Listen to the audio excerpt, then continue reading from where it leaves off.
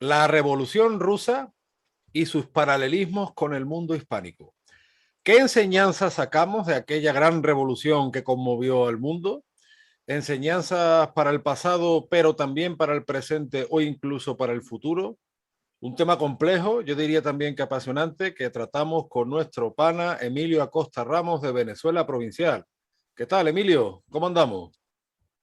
Hola Antonio, bueno, antes que nada, muchas gracias como siempre por tu invitación a tu canal de YouTube, a tu canal Antonio Moreno Ruiz. Y sí, hoy vamos a estar hablando de un tema interesantísimo, que es el Imperio Ruso, los zares rusos y su relación con la monarquía hispánica, ¿no? Todas esas similitudes y toda esa conexión que hubo entre estos dos imperios y que son también similares porque la ruptura del Imperio Ruso con la Revolución Rusa, como bien has dicho, pues también es muy semejante a lo que vivió la monarquía hispánica a principios del siglo XIX, ¿no? Y bueno, es una relación que data a partir del siglo XVI, XVII más o menos, que empiezan esas relaciones entre los dos imperios. Así que bueno, va a dar mucho de qué hablar.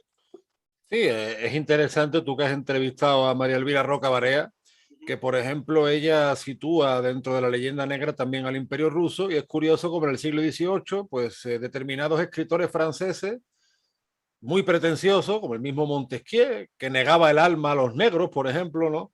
Pues decían a españoles y rusos cómo tenían que regir sus inmensos imperios, ¿no?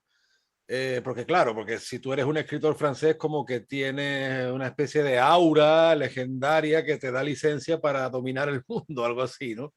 Cuando el Imperio Ruso y el Imperio Español pues fueron organismos bastante complejos.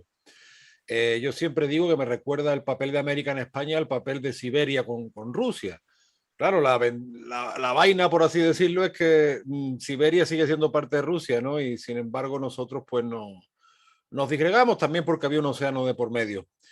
A mí lo que Bueno, me pero llama, sí, sí, lo que te iba a decir, pero Rusia era también más amplia, más grande, y también ha perdido correcto, terreno. correcto, ha perdido mucho terreno, mucha demografía también, Ujú. aunque sigue siendo una potencia, pero igual, Sí, ¿eh? claro, por supuesto.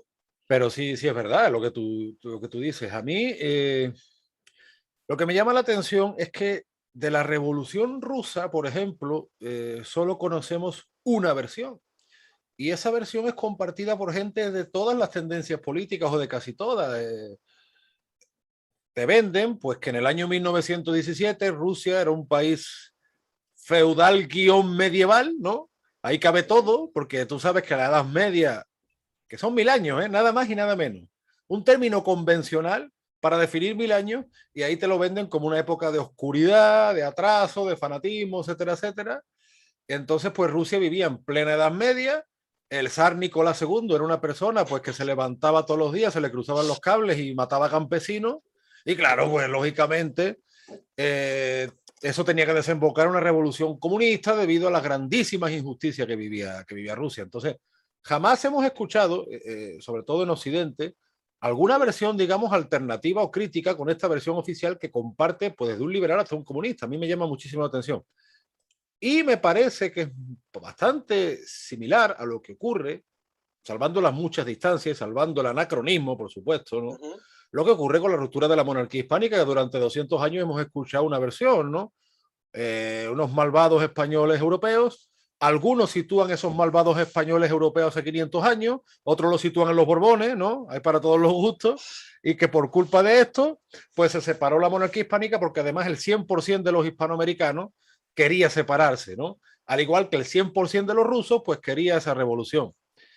Pero cuando uno empieza, Emilio, como a investigar un poco y a desechar cierta propaganda, nos damos cuenta que hasta el propio Marx, ¿no?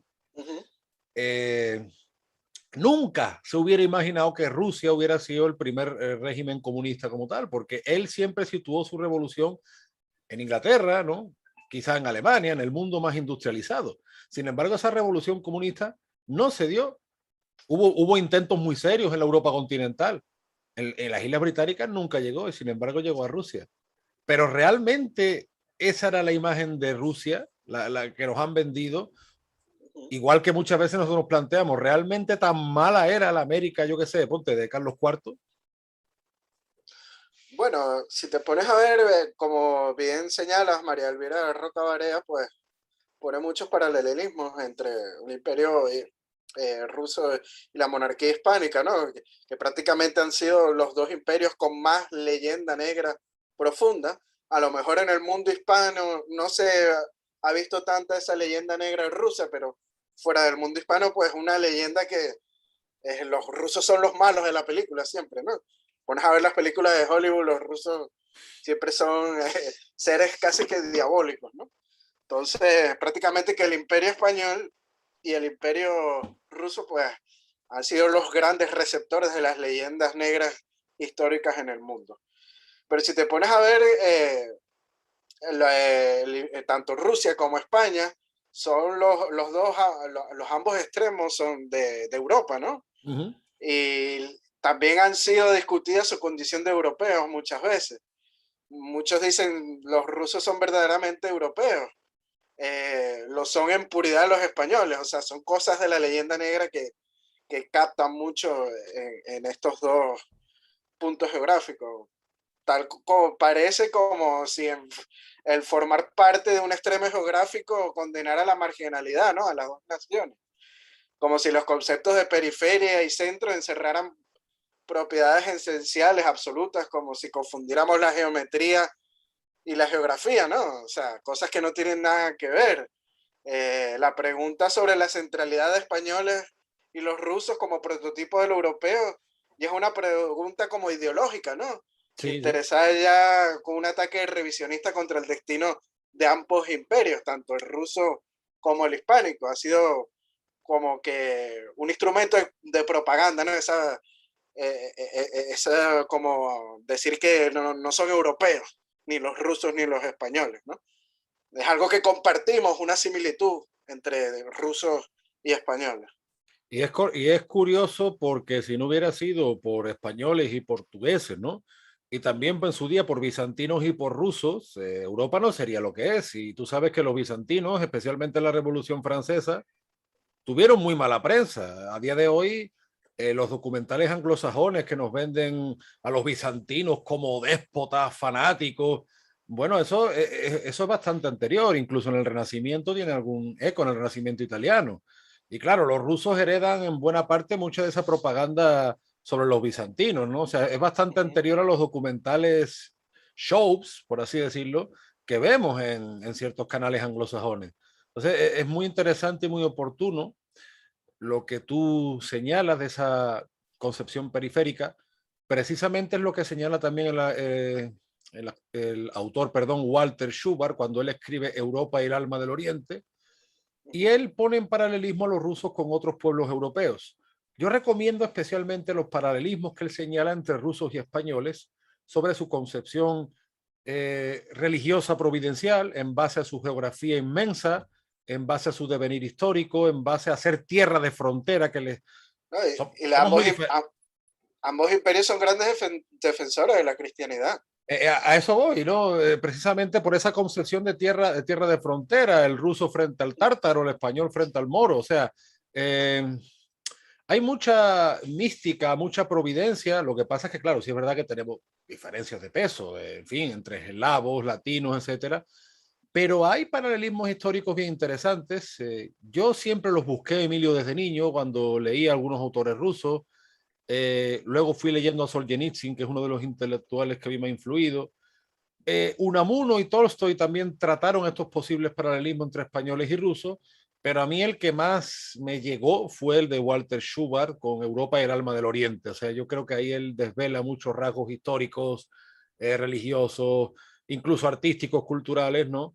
Que pueden ser muy útiles para entender cuál ha sido el papel de las Españas y las Rusias, porque ambos países también se hablan en plural, como extremos de Europa, como el Oriente y el Occidente, y muchas veces que han sido defensores para que en Europa no entren grandes grupos musulmanes o grandes grupos, en fin, de una cultura diferente, y que encima de haber sido esos baluartes, encima se llevan una leyenda negra cuando deberían mostrar agradecimiento mucho.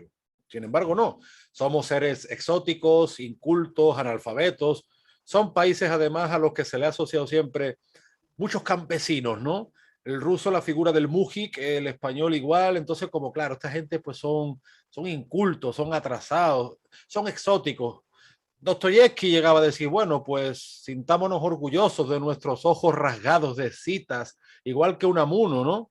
Decía que inventen ellos, pero esos son butades, porque tanto en España como en Rusia ha habido grandes inventores, o sea, eso al fin y al cabo tampoco hay que caer en eso, no, es decir, no hay que caer en la mala prensa. A mí lo que me llama la atención es eso, cómo de Rusia, porque por ejemplo sí, conocemos Dostoyevsky, conocemos Tolstoy, tres o cuatro grandes escritores, o Pushkin, por ejemplo, ¿no? O Chekhov. Solzhenitsyn en Occidente fue muy conocido, pero muy mal comprendido, ojo a esto, pero de la Revolución Rusa apenas tenemos Doctor Sivago, que es Solzhenitsyn ya lo criticaba, y poco más. O sea, es un acto que No, justifica a todo el o mundo. la versión oficial, ¿no? De lo que fue el gobierno comunista de la historia, ¿no? Uh -huh. León Trotsky tiene su versión también de la Revolución Rusa. Claro, por ejemplo, nadie sabe que Lenin pasó por Zurich, por ejemplo, ¿no? O cómo Trotsky tuvo contacto con los Rockefeller. Son datos que están ahí muy alejados y que bueno, y que finalmente los bolcheviques eran una minoría en esa revolución rusa, que el zar Nicolás II ya había abdicado, porque claro, es muy cómodo cuando tú le echas la culpa, es como por ejemplo los Borbones, ¿no? Los Borbones tienen la culpa de todo en el siglo XVIII. Pero claro, cuando desaparecen los Borbones y vienen los nuevos estados nacionales y aquello es el Rosario de la Aurora, pues en Rusia pasa un poco lo mismo. El zar había abdicado y sin embargo no les bastó porque mataron al zar y mataron a toda su familia, incluyendo hasta su personal de servicio. Que no, mataron No, mujeres, no, mataron niños. hasta los perros que tenían las mascotas. Las Entonces, mataron. bueno, los ecologistas y todos los istas que tenemos ahí no pían, ¿no? Eso sí está justificado.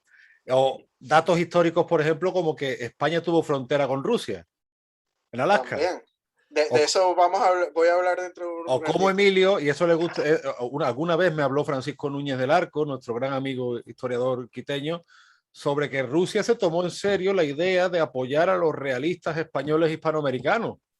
Incluso llegó a mandar a algunos soldados, muy poco, realmente aquello no fructificó, pero dentro del contexto de la Santa Alianza y demás, Rusia probablemente fue la única potencia que se tomó en serio la idea de ayudar a España, o a la monarquía hispánica, mejor dicho, ¿no? Entonces son datos que no manejamos habitualmente.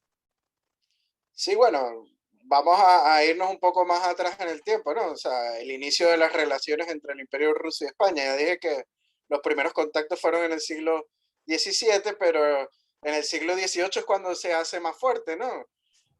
En el siglo de las luces, o sea, revisten de una gran importancia, ¿no? A lo que el contacto se refiere entre ambos países. Fue precisamente en dicha centuria, en el 18, cuando la diplomacia entre ambas, pues, o sea, empezó a tener un carácter más estable, ¿no? Con la creación de embajadas permanentes tanto en Madrid como en Moscú. Y, perdón, en San Petersburgo. En aquella época la Era San capital era Petersburgo, sí. en San Petersburgo, sí. Pese a esos primeros contactos, pues, entre ambas naciones, pues, empezaron a haber intercambios. Inclusive hay un gran ingeniero científico español, que es canario, que es Agustín de Betancourt, que viaja hasta Rusia y hace una regulación tanto en forma arquitectónica como en cosas de ingeniería militar, ¿no? Uh O -huh. sea, es un gran aporte que España ha dado a Rusia. En Rusia es muy famoso Agustín de Betancourt, este tinerfeño, ¿no? Y bueno, hay mucho intercambio entre ambos países, ¿no? Tenemos que uno de los grandes embajadores fue Ivanov Potenkin durante el reinado de Carlos II. Eh, pues hay ese intercambio importante. La primera embajada que hubo en España en Rusia fue en la ciudad de Cádiz y fue por orden de Pedro I, del zar Pedro I. Uh -huh. Y bueno, las relaciones discurrieron con normalidad durante todo el siglo XVIII hasta la llegada del trono desde Nápoles de Carlos III, ¿no? Que empiezan a haber esos problemas limítrofes entre Rusia y España, pues en la zona de Norteamérica, en Alaska, y Carlos III, pues ya España estaba sólidamente asentada en California con las misiones, pues manda a parar el avance ruso en Norteamérica y manda una flota a lo que es la zona de Nootka, ¿no? En Canadá, para desalojar a cualquier forastero que estuviera ahí. Ahí consiguieron ingleses, consiguieron norteamericanos, consiguieron rusos, hasta portugueses habían en esta zona comerciando, ¿no? Porque acordémonos que esa zona pues era rica en pieles, ¿no? Y mandaron a construir un fuerte, que es el fuerte San Miguel, es lo más al norte, el asentamiento más al norte que tuvo el Imperio Español en América, San Miguel de Nootka. Y bueno, muerto Carlos III, pues mandaron después con el capitán Salvador de Hidalgo, pues, y los voluntarios de Cataluña a costear todo el litoral de Alaska. Y llegaron hasta sitios como Valdés, al fondadero de Puerto de Córdoba. Vemos muchos nombres españoles en toda esa Sí, zona de Alaska, ¿no? Y bueno, se toma posesión de Alaska en 1790 a nombre del rey de España. Y el Imperio Español alcanza así su máxima extensión y desalojan a los rusos de ahí. Entonces hay un poco de intercambio y roce con estos rusos en el norte, sobre todo en la península de Kenai, ¿no? Que ahí se hizo la bandera española y se ratificaron los derechos soberanos sobre Alaska, ahuyentando a todos los rusos. que de hecho, fíjate, la cantidad de novelas, de cómics que podría hacerse con esto, cómo rusos, británicos y españoles se encuentran en esos territorios, como un criollo peruano, Bodega y Cuadra, que era de la misma línea familiar que Miguel de la Cuadra Salcedo, el famoso periodista y aventurero de la ruta Quetzal, fue el que defendió los límites, o uno de los que defendió los límites de la monarquía hispánica en ese territorio norteamericano. Y cuántas cosas se podrían hacer, Dios mío, Ahora estoy pensando porque ha sido el preestreno del documental España, la primera globalización. Y estoy pensando en que el mundo del cómic o del TVO, como le decimos en España, está cobrando muchísima fuerza. Oye, pues esto sería un motivo, ¿no? Esos encuentros y desencuentros entre españoles y rusos en Alaska, o esos intentos rusos por penetrar en el Pacífico con la compañía ruso-americana, que siempre se temió de que los rusos invadieran California, ¿no? Que de hecho yo No, siempre bueno, me... de hecho, el comisionado Rezanov le dijo al zar de Rusia lo siguiente, lo cito, ya te lo busco aquí. Es interesante lo que dice sobre California. Dice, todo el país puede convertirse en parte integral del imperio ruso. Estás viendo que Sí, California sí, lo querían anexionar, ¿no? O sea, España frenó de seco a Rusia, que de haber ocupado California no lo hubiera abandonado ni vendido como hizo con Alaska. O sea, que hubiera habido en América territorio de habla rusa. claro, bueno, de hecho en Alaska hay algunas poblaciones que siguen conservando algunos dialectos relacionados con Siberia, incluso iglesias ortodoxas de la época, ¿no? Pues te digo, es una historia, en fin, que cualquiera le parecería surrealista a día de hoy, pero es que fue nuestra historia, es que fuimos una globalización, por así decirlo, ¿no? Y las relaciones con Rusia, pues Rusia hasta el siglo XVI, que era una tierra incógnita, literalmente se le llamaba así, ¿no? Tanto, o sea, tierra que no se conocía, pues ya en el siglo XVIII, en la época de la Ilustración, como tú bien has señalado, resulta que nos encontramos y nos desencontramos en América del Norte, y en el siglo XIX ya las relaciones parecen ser más amistosas, ¿no? Lo No, que pasa es que, no, claro, Con Carlos IV también sucede un capítulo interesante, ¿no? Que es como estaba en ese momento Pablo I como zar de Rusia y es la posición respecto a los revolucionarios franceses, ¿no? Y terminó con la declaración de guerra entre ambas potencias, lo que ponía fin a casi 3 décadas de contacto ininterrumpidos con estas embajadas entre España y Rusia, ¿no? Y Rusia. Pero a pesar del estado de guerra entre ambos países, pues nunca se llegó oficialmente a hostilidades, a intercambio de disparos y cañonazos, ¿no?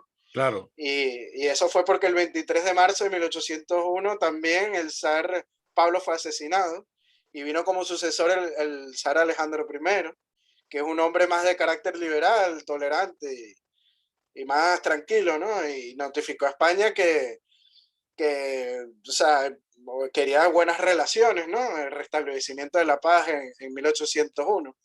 Y un claro ejemplo de esas relaciones, como bien señala, ese apoyo entre España y Rusia, esas nuevas relaciones después de estos roces entre dos países, es el escándalo de los navíos, la adquisición de la Ah, flota. sí, de Tatishev, ¿no? Sí, que Rusia le vende 5 bajeles a Fernando VII y los estafan, ¿no? Porque resulta que los Sí, barcos estaban hechos con maderas podridas madre mía. y tuvieron un sobrecoste. Y bueno, eso también fue una estafa a toda regla, hay que llamarlo así. Fernando VII, desde luego, estaba sembrado, ¿eh?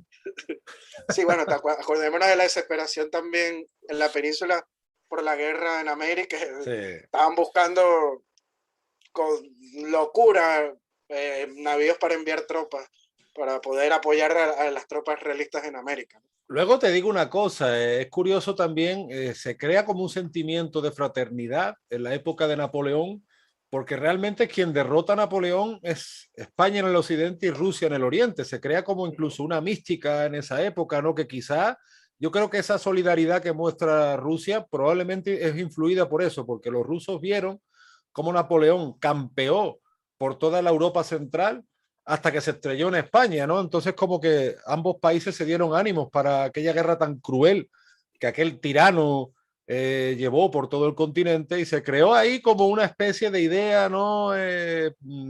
O de propaganda, si se quiere. Y yo siempre me he preguntado, digo, después de todo el terror que sembró Napoleón, después de todo el mal que hizo ese hombre, porque es que fue malo objetivamente hablando, o sea, no es porque me caiga mal, sino porque fue malo, porque esclavizó gente, porque autorizó robos, violaciones, o sea, barbaridades.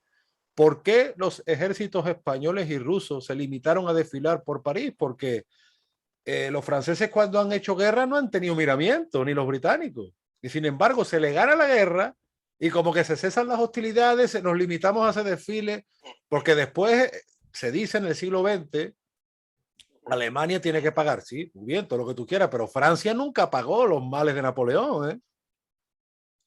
¿No? Y ojo, que Alejandro I llegó hasta París con las Claro, tropas claro. y no quiso hacer los mismos desastres que hicieron, por ejemplo, las tropas napoleónicas aquí en España, que destruyeron toda la industria. Es que es el ideal, yo digo muchas veces, esa especie de ideal caballeroso del antiguo régimen, de ese antiguo régimen que tan mal nos han contado, como decíamos en el programa nuestro sobre los cabildos, por ejemplo, ¿no? Pero digo que hubieran tenido toda la legitimidad para meterle fuego a París. Perdone, Claro, yo sé que esto suena muy radical y que van a decir, sí, este es un fanático, políticamente incorrecto. hombre, es que lo que hizo la gran armée napoleónica, oye, fue un ¿No? desastre, Y destruyó la propia Francia también, claro. hay que llamarlo así, lo dejó Y, en cenizas prácticamente. y retrasó el progreso industrial y retrasó un montonazo de cosas, ¿no? Y dejó a Francia empobrecida, o sea, pero claro, la propaganda es mucho más poderosa que eso. Y esa propaganda, fíjate cómo un siglo después de lo que estamos hablando, a principios del 20, se ceba contra Nicolás II. Yo estoy deseando, Emilio, ahora a ver si puedo, porque llevo unos meses, tú sabes, pero ahora que volvemos un poco a retomar nuestra actividad, de comprarme el libro El zar y la revolución de Nicolás Casanseu. Este periodista argentino que fue corresponsal en la guerra de Malvinas, de origen ruso, o sea, es totalmente bilingüe. Después, bueno, no, bilingüe no, será trilingüe o más porque es políglota, pero concretamente de español y ruso y de inglés también. Y él, yo recomiendo los vídeos, pongan en YouTube El zar y la revolución Nicolás Casanseu, con K y terminado en W, y él explica muy bien esa propaganda negro legendaria contra la figura de Nicolás II, como si Nicolás II fuera un déspota, pues que se levantaba todos los días ahorcando gente, cuando por el contrario fue un zar bastante reformista, bastante preocupado por las corrientes de su tiempo. Rusia, bueno, tiene sus peculiaridades porque es un país eminentemente agrario, sí, pero oye, estaba en un proceso de industrialización.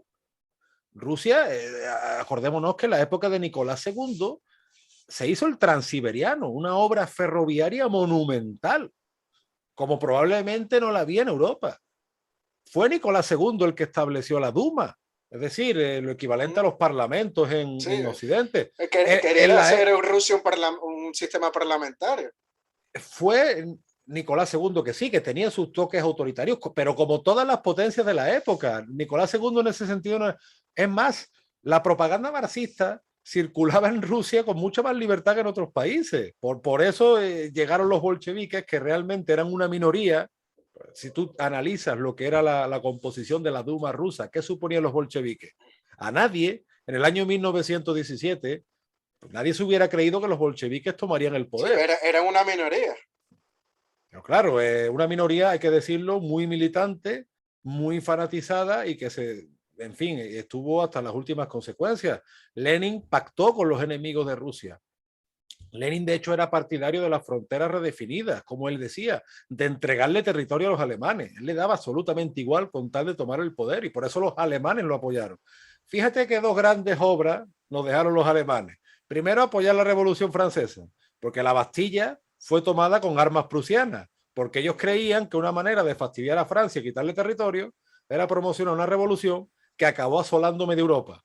Y segundo, apoyar la revolución rusa por lo mismo, porque creían que podían quitarle territorio a los rusos y se volvió en contra no ya de los alemanes, sino de No, de todo el planeta. todo el planeta, claro, porque ocupó medio mundo. O sea, la No, frontera. la influencia política que tuvo el comunismo durante el siglo XX, ¿no? Que hasta las puertas de Estados Unidos en Cuba estuvo, ¿no? Bueno, y los hijos ilegítimos del comunismo, porque algunos dicen todo lo que estamos viviendo, y ahí quería yo llegar con el paralelismo, ¿no? Porque estamos viviendo en una época rupturista. Hace 200 años vivimos una, ahora estamos en otra fase, con esto del Foro de Sao Paulo, que amenaza a nuestros países.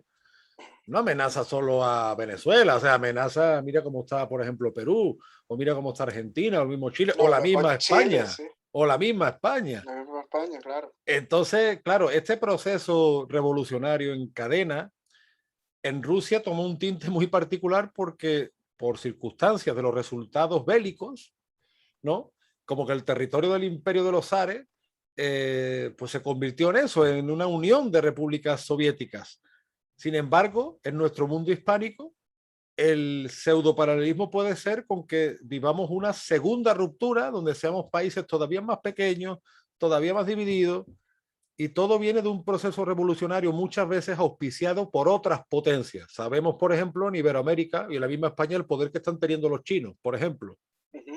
O como incluso la misma Rusia actual, el gobierno ruso, pues le conviene que en Venezuela gobierne quien gobierne, o que en Cuba gobierne quien gobierne. Y no digamos ya la mano de Estados Unidos o la mano de otras potencias. Entonces, Rusia a principios del siglo XX se vio cercada por varias potencias también. Y sin embargo salió algo que nadie esperaba. Una dictadura comunista de 70 años, que además no solo lo de Estados Unidos, Emilio, porque date cuenta, por ejemplo, el papel de los rusos, qué sé yo, o de los soviéticos, mejor dicho, porque los rusos fueron víctimas de aquel régimen. Probablemente sí, claro. la primera víctima. No, cuando hablamos de Rusia, o sea, ahí estamos dejando afuera parte del actual territorio ruso. Claro, también. pues finalmente los rusos, o como decía Solzhenitsyn, pues había gente de muchas adscripciones étnicas en el gobierno y los rusos fueron la principal víctima de aquello, ¿no?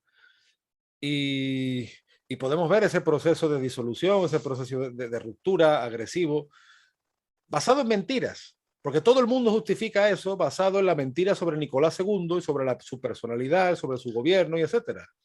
No, y mucha gente piensa que la revolución fue un paseo para los comunistas y se olvidan del ejército blanco, de los blancos. Y eso fue, hay que decir que la mayoría de los campesinos estaban con esta gente. ¿Por qué? Porque el ejército rojo estaban ya expropiando territorios y haciendas, por llamarlo de una manera, no sé cómo se llamará en Rusia a las haciendas.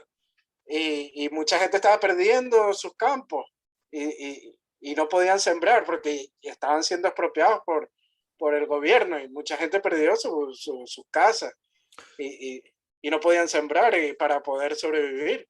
Claro, entonces muchos se fueron a apoyar al ejército blanco. Y luego la persecución religiosa tan brutal, que el ejército blanco en cierta medida me recuerda algunos episodios de nuestra historia porque era bastante más heterogéneo de lo que se piensa. En los realistas americanos había diversas tendencias, ¿no? Pues en los blancos, salvando las muchas distancias, bueno, sí, eran contrarrevolucionarios, pero también había muchas tendencias. Y en los mismos revolucionarios había de todo. Los mismos revolucionarios, había liberales, socialdemócratas, luego la disputa entre los mencheviques y los bolcheviques. O sea que estamos hablando de un fenómeno bastante heterogéneo en la que al final acaba ganando una facción minoritaria, pero que sí es verdad que era la más radical y la que probablemente más conciencia tenía de tomar el poder a toda costa, porque volvemos a repetir, Lenin pasó por Zurich, fue financiado por alemanes y negoció la entrega de territorios y lo que él mismo llamó fronteras redefinidas, que de ahí vienen muchos problemas actuales, porque Solzhenitsyn ya advertía en los años 80 de cómo estas fronteras redefinidas podrían provocar problemas en el futuro. Mira los conflictos que tenemos a día de hoy entre Ucrania, Rusia, eso viene de esta época, de cuando los líderes soviéticos empiezan a meter mano y empiezan a hacer inventos, o de las deportaciones masivas de Stalin, que tenemos a más de 20 millones de rusos fuera de sus fronteras, por ejemplo, cosa que en Occidente no se sabe. Y No, y todo se... también cuando cayó la Unión Soviética, muchos rusos también emigraron por la situación en que Claro, estaban económica. ha Aquí en estado... España hay muchísimos rusos. Sí, bueno, y en Estados Unidos no digamos la cantidad de Bueno, rusos, en Chicago, lituanos. en Chicago hay montones. Sí, sí, en Madrid, por ejemplo, ya hay una catedral ortodoxa, o sea, una iglesia bastante grande, en Alicante, o sea, sí, sí, hay mucho europeo del este. Y fíjate la hipocresía, ¿no? La hipocresía de los que se dicen antiimperialistas cuando, por ejemplo, los tanques soviéticos aplastaron todos los intentos de rebelión de Polonia, de la entonces Checoslovaquia, de Hungría, ¿no? Y no les tembló el pulso. ¿Dónde estaba ahí el antiimperialismo? Velando por sus intereses. Claro, es que Como siempre.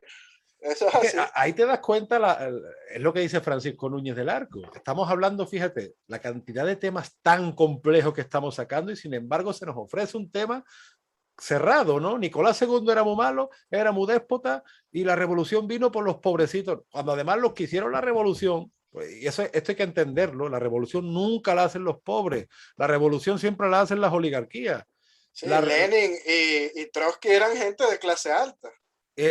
no, o sea, Lenin quizá no tanto, pero fue un tipo que no trabajó en su vida.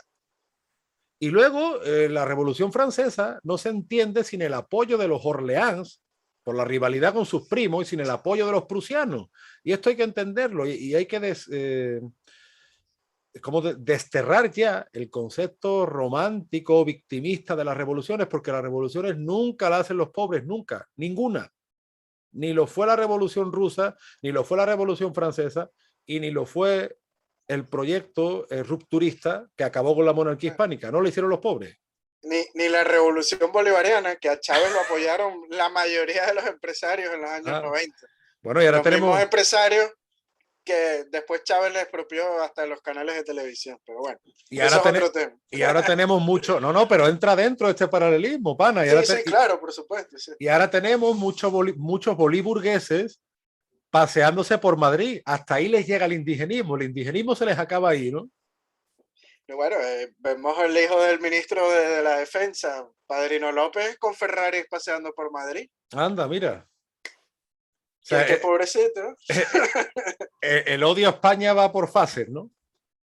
Me imagino, ¿no? Muy mala España, pero para vivir es espectacular. Es que es para reírse por no llorar, Dios mío. En fin, pana, pues la verdad que son temas muy complejos. Es una relación histórica que a priori no solemos hacer, ¿no? Yo creo que Elvira Roca lo plantea con bastante inteligencia y bastante pedagogía. Recomiendo el libro de Walter Schubert. Recomiendo también la lectura de Solzhenitsyn, que se llevó una gran decepción en España porque él mismo, o sea, no tanto decepción, sino que fue muy injustamente tratado porque él ya veía la influencia de esa izquierda cultural en los años 70 en España, ya con la muerte de Franco, y él decía que eso podía traer malas consecuencias, incluso gente de derecha lo criticó. Fíjate, Camilo José Cela, que no era comunista precisamente, le dijo que era un pajarraco de mal agüero. Y Solzhenitsyn acertó bastante en sus predicciones porque él había vivido ese proceso. Él había vivido lo que era, él había nacido ya con la revolución, había vivido lo que era el estalinismo, antes y después de una guerra. Y claro, pues eso le dio dotes proféticas, por así decirlo, para analizar muchos males de Occidente. El famoso discurso de Harvard, como él advertía a Occidente, ustedes no están enfocando bien el anticomunismo, porque se están dejando llevar muchas veces por nacionalistas ucranianos y no están prestando atención en cómo están tomando las universidades, están tomando los medios de comunicación, están tomando el cine, están tomando toda la cultura y cómo están moldeando su discurso a su antojo. Eso decía Solzhenitsyn, Emilio, en los años 70. ¿Eh? Estamos en el 2021 y mira cómo está el patio. Porque estamos viviendo... No, tenía todo, completamente la razón. Yo vi un video de él muy famoso, que creo este es de los años 80, con un periodista norteamericano y es un Nostradamus, Sí, sí, sí. porque todo lo que dijo es lo que se está dando hoy en día. Se lo recomiendo a la gente buscarlo en YouTube Sí, sí. para que lo vea. Y Solzhenitsyn tiene, bueno, muchísimos libros, pero su libro El error de Occidente, que en Hispanoamérica creo que se tituló diferente. En Hispanoamérica creo que era, Emilio, Alerta Occidente, en España El error de Occidente. Es un libro que tiene 100 y pico páginas, se lee muy bien y es lo que tú dices, un Nostradamus, o sea, es que te pone los pelos de punta. Como él vaticina una serie de cosas que están pasando, pero por eso mismo, porque fue alguien que vivió todo este proceso que estamos describiendo y que nos coge mucho más de cerca de lo que pensamos. Que esto que estamos hablando no es un exotismo, que la política, y más en esta época de globalización, tiene sus consecuencias y puede arrastrar a muchísimos millones de personas. Bueno, yo creo que estos paralelismos entre los dos países, pues también sirven como ejemplo, porque si nos ponemos a ver, hoy Rusia es un país prácticamente anticomunista. Eh, para decirlo de una manera, ¿no? Putin es alguien que sí quiere recuperar esa grandeza de la Unión Soviética, pero él es súper capitalista. Y los rusos están claros que el comunismo no es la vía para seguir, porque vivieron en carne el fracaso de la Unión Soviética. Entonces, también nos puede servir como ejemplo. También, otro ejemplo es la que, como tú bien dijiste hace rato, Rusia es un país con una extensión sumamente grande, con culturas y razas muy diferentes, y eso también nos puede dar como un faro para nosotros los hispanos de que es posible una futura unión, ¿no? O sea, como un país con 11 usos horarios, o sea, cuando Imagínate. en Moscú es las 12 de la noche, pues son las 11 de la mañana casi que en Siberia. Entonces, si un país de esa magnitud está unido y funciona perfectamente, pues más Hispanoamérica que en 4 usos horarios o 5, pues podemos unirnos, ¿no? Sí, la verdad que Rusia, según parece, ¿no? Tiene muchísimas contradicciones, como tú bien dices, no ha tomado el camino del comunismo, pero sí se conserva una nostalgia folclórica de la Unión Sí. Soviética, o incluso yo he visto gente que saca una bandera del zar y al lado una bandera comunista, en fin, cosas que a nosotros nos parecen Por un cierto, poco... hablando de eso, te etiqueté ayer sobre la primera boda real en Rusia, ¿no? Después de, creo que 100 años o más. Claro, Y se dio ayer, se dio ayer, creo, o esta semana pasada. ¿no? Y en Rusia, mi amigo, le mando un saludo a Ambrosio Silva, un brasileño afincado en Rusia, siempre me pasa datos de que cada X tiempo se están levantando monumentos al zar Nicolás II para establecer su memoria y demás. Hay muchos rusos también que están deseosos de saber su historia y no de la única versión que ha dominado de muy Sí, diversas tendencias. Desde Rusia últimamente se ha luchado contra la leyenda del zar Nicolás II. Claro. Y, Que te digo que además muchas veces somos injustos porque solemos asociar esto solo a la izquierda, ¿no? En el mundo hispano nos encontramos, y hablaremos otro día de eso, como mucha gente de derecha comparte esta visión negro legendaria y comparte esta visión pues tanto de la monarquía hispánica pues como del imperio ruso. Yo conozco muchísima gente, Emilio, que no es de izquierda y sin embargo tiene la misma versión de Nicolás II que puede tener un comunista rabioso. Y eso es un problema, y es un problema porque al fin y al cabo es lo que se dice, quien entre comillas controla la historia acabará controlando el futuro. Y el mundo, en el mundo hispano y también en el mundo eslavo oriental hemos tenido un serio problema con estos temas, ¿no? sí, bueno, pero Menos mal que últimamente han surgido bastantes intelectuales que están luchando en contra de la leyenda negra, como tú bien has señalado en estos días. Aquí en España se estrenó el documental de España, la primera globalización mundial, y es uno de esos pasos, ¿no?, que hay que dar poco a poco. En Rusia también se están dando, hay intelectuales luchando en contra de la leyenda negra, sobre todo imperial rusa, ¿no? Que decir que Rusia fue el imperio más grande en cuanto a extensión territorial del mundo, ¿no? Y San Petersburgo es una ciudad hermosa, con una arquitectura increíble, con canales de navegación increíbles. O sea, ahí ves el desarrollo imperial que tuvo Rusia, ¿no? Al ver esa magnificencia que tuvo San Petersburgo como ciudad imperial. Yo muchas veces pienso, Emilio, de que la historia cambió, por desgracia, para mal, que Nicolás II, con sus defectos, pues podría haber llevado a Rusia por un camino muchísimo mejor y no el cataclismo terrorífico que acabó afectando al resto del mundo. Y hasta el día de hoy, porque el Foro de Sao Paulo que funda Fidel Castro, que es un digno aprendiz de la Unión Soviética, no se explica sin esto. O sea que, en fin. Oye, Emilio, pues vamos terminando. La verdad que un programa se prometía apasionante, ¿verdad? Es que es un tema que abarcamos casi 4 siglos de historia, ¿no? Claro, en un rato. En un ratito. O sea, da para mucho hablar. Sí. Y le quería decir también a nuestros espectadores que la próxima semana vamos a ir con un tema que está ahora muy candente en las informaciones, ¿no? En todo el mundo, especialmente en España, como es la erupción volcánica de la isla de La Palma, en las Canarias. Emilio escribió hace poco un artículo para Venezuela Provincial, su relación con la emigración a Venezuela. Vamos a tratar su relación con la emigración a toda la América hispana. Y bueno, pana, como siempre, un placer. De tanto Emilio y yo hemos estado una semana en el dique seco porque hemos estado con temas de mudanza y demás. Si esto ha sido una locura esta semana, volvemos a las andadas. Les agradezco porque estoy recibiendo muchas nuevas suscripciones, muchos nuevos me gusta, Emilio también, o sea, tanto mi canal de Antonio Moreno Ruiz como el canal de Venezuela Provincial. Y no olviden supervitaminarse y mineralizarse, como decía aquel. Y muchísimas gracias, por favor, denle me gusta, suscríbanse. Y a nuestro Patreon también, ¿no, Emilio? Claro, ahí un saludo para Borja Ares, que es nuestro mecenas en Patreon.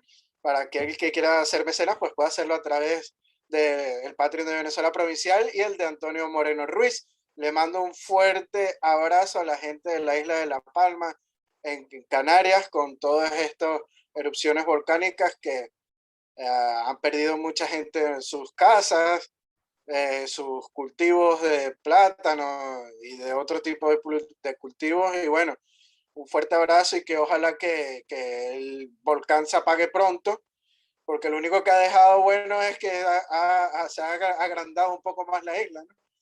Es lo único positivo. La verdad Pero que bueno, sí, sobre todo el sector agrícola de La Palma, ¿no? El sector sí. platanero de La Palma, que es muy importante. Hombre, hay que apoyar, hay que apoyarlo porque esto ha sido una desgracia.